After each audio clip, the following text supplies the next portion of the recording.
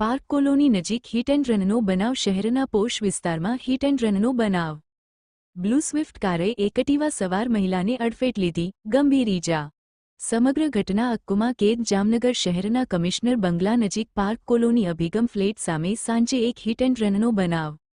દર્શનાબેન સારડા નામની મહિલાને પાછળથી પૂરઝડપે આવેલી બ્લુ કલરની સ્વિફ્ટ કારે અડફેટ લેતા તેઓને ગંભીર ઈજા પહોંચી છે. સારવાર માટે હોસ્પિટલમાં ખસેડવામાં આવ્યા છે. દર્શનાબેન પોતાની એકટીવા લઈને ઘર તરફ જઈ રહ્યા હતા. તે સમયે પાછળથી આવેલી બ્લુ કલરની ફોર વ્હીલ સ્વિફ્ટ કાર રજી નં GJ37J1960 ના ચાલકે ઠોકર મારી. બેફિકરાઈથી અને અતિઝડપે વાહન ચલાવી તેમની એકટીવાને ટક્કર મારી. કાર ચાલક ફરાર. ટક્કર બાદ દર્શનાબેન રોડ પર પટકાતા બંને પગ તથા શરીરના અન્ય ભાગોમાં મૂઢ અને છોલછલ જેવી ગંભીર ઈજાઓ પહોંચી હતી.